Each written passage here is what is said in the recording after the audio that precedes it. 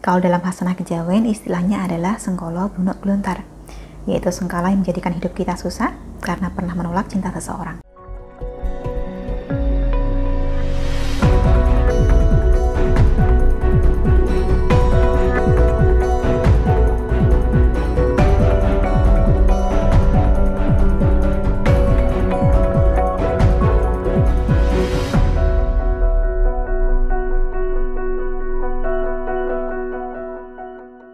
Salam Rahayu, kembali lagi dengan saya Dewi Suntari.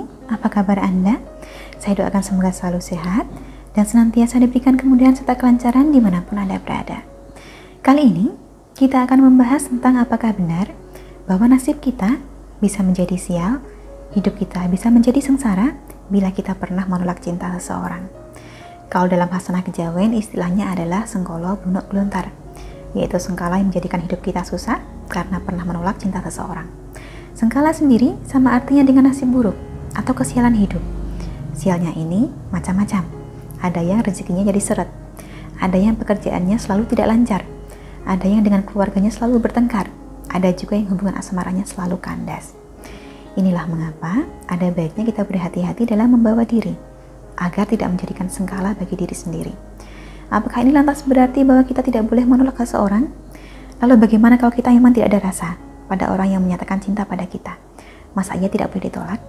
Nah, kalau kita sudah punya pasangan bagaimana? Kan tidak mungkin kita terima.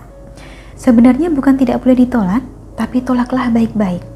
Yang menjadikan sengkala itu bukan sekedar menolak cinta, tetapi menolak cinta secara kasar, apalagi dengan dibumbui makian dan hinaan. Penolakan seperti inilah yang menjadikan sengkala bagi kita. Bukan lantas semua penolakan bakal mendatangkan sengkala. Kita tetap berhak memilih siapa yang akan menjadi pasangan kita. Anda tidak harus menerima sembarang orang hanya karena takut kena sengkala. Sejauh ini sendiri, sudah beberapa kali saya menerima pertanyaan dari mereka yang mengalami hal ini. Di masa lalunya pernah menolak seseorang, yang mana penolakannya dilakukan secara kasar. Kejadiannya ketika masih berusia lumayan belia, jadi kasarnya itu bukan karena sengaja. Seringkali kasarnya ini karena panik, karena takut. Jadi kata-kata menyinggung yang keluar pada dasarnya terlontar sebagai bagian dari mekanisme untuk mempertahankan diri. Terutama bila pihak yang ditolak ini masih tetap membuntuti kita, padahal kita sudah menyatakan tidak tertarik. Akhirnya kita jadi takut dan marah sekaligus, ibarat kucing yang menyalak sebelum melarikan diri. Bertahun-tahun kemudian barulah yang bersangkutan sadar bahwa hidupnya diliputi kesusahan. Dan ia merasa bahwa kesusahannya ini disebabkan oleh tindakannya di masa lalu. Kalau sudah begini, lalu bagaimana? Jika sudah begini, sengkala sudah terlanjur ada dan sudah terlanjur bertahun-tahun pula, maka sebaiknya Anda diruat dulu. Ruat artinya lepas. Diruat artinya dilepaskan atau dibersihkan dari hawa buruk yang menyebabkan kesialan dalam hidup. Cara paling mudah untuk melakukan ruatan adalah dengan menggunakan garam pengruat. Jadi garamnya diritualkan dulu sesuai nama dan tanggal lahir Anda. Kemudian setelah selesai diritualkan, nanti cukup Anda campurkan garam ini ke dalam air dan gunakan untuk mandi sebagai upaya pembersihan diri.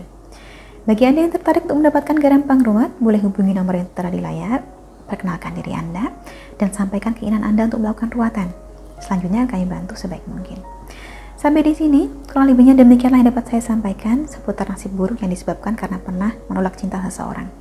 Semoga memberikan sedikit pencerahan. Terima kasih telah menyaksikan. Sampai jumpa di kesempatan selanjutnya dan salam Rahayu.